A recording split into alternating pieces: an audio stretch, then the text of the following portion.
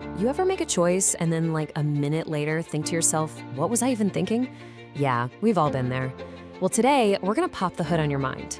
We're gonna create an operator's manual for the most powerful and complicated machine you'll ever own, your brain. So here's the game plan. First, we'll look at your mind as a kind of machine. Then we'll dig into the data it uses, which is really just your perception. After that, we'll talk about the perfect software for making choices, rationality.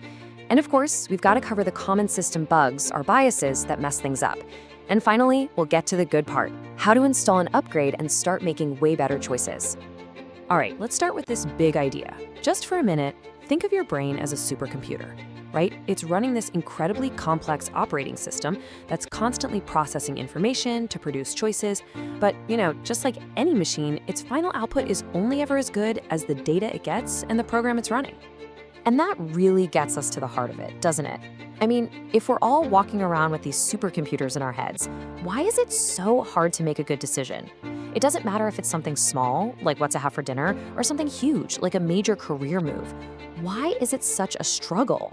Well, here's the thing. This amazing machine, this brain of yours, it didn't come with an instruction manual. Nope. So most of us are just kind of pushing buttons and pulling levers, really just hoping for the best. So let's consider this explainer your long-lost user guide. Okay, so every machine needs some kind of input to work, right? For our brain, that input is perception. It's the raw data we feed into our operating system before it can even think about making a calculation or a choice. And let's be clear, perception isn't just seeing or hearing something. It's actually an active process. It's your brain taking in all this sensory chaos from the world and trying to organize it, to give it meaning. And that's a really crucial point. It's not reality itself, it's your interpretation of reality. And this is why it's so important. If your perception is off, if the data you're feeding the machine is even a little bit flawed, then every single step that comes after is built on a shaky foundation. You notice saying garbage in, garbage out? A bad input almost always leads to a bad output. So if our perception is the input, what's the ideal software? What's the perfect program we should be running to get the absolute best results? Well, it all comes down to one word: rationality. See, this ideal, perfectly rational process for making a decision, it isn't some big secret. You can actually break it down into 6 very clear, very logical steps. What's so cool about this model is just how logical it is. You start by defining the actual problem, nice and clear. Then you figure out your criteria, like what actually matters for this decision. Next, you give those criteria weights to figure out how much they matter. It's only then that you start brainstorming options. You evaluate those options against your weighted criteria, and then you just pick the winner. It's such a clean, logical flow. But, and this is a big but, here's the catch. We almost never run this perfect software. Our brain's operating system is just loaded with shortcuts, glitches, and bugs. We call these cognitive biases. Now, these biases aren't just random errors, they're actually mental shortcuts our brains evolved to help us survive. I mean, think about it. Our ancestors had to make split-second decisions. Is that a lion in the grass or just a shadow? A fast decision that was mostly right was way better than a slow, perfectly analyzed one that got you eaten. The problem is that ancient software is still running in our modern world, and it causes us to skip crucial steps and make some pretty big mistakes. Here is a perfect example of how one of these bugs just totally corrupts the system. Remember step 5 in our perfect model, evaluate alternatives objectively? Well, a super common bug called confirmation bias makes us do the exact opposite.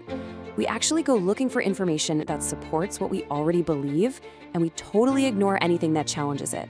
And just like that, our objective evaluation goes right out the window.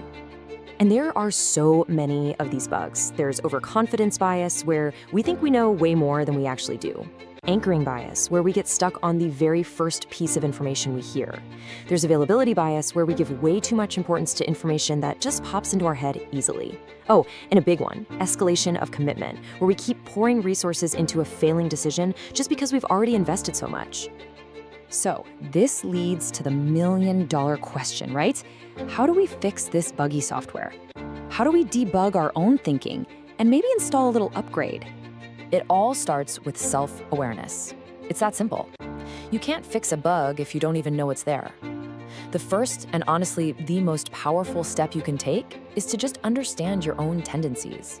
Are you the kind of person who gets overconfident? Do you find yourself getting anchored to initial ideas? Let's just let this one sink in for a second. This is really the core of it. Just knowing that these biases exist, just being aware that your brain is trying to take these little shortcuts, that is half the battle.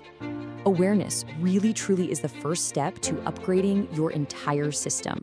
So here's the bottom line. You now have the blueprint for the ideal program, that 6-step rational model.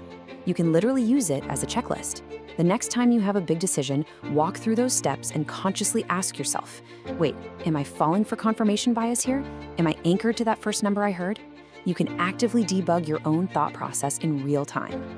So, we'll leave you with this thought. You have the instruction manual now. You know about the inputs, the ideal software, and the most common bugs. The only question left is, which part of your own decision-making machine are you going to get to work on first?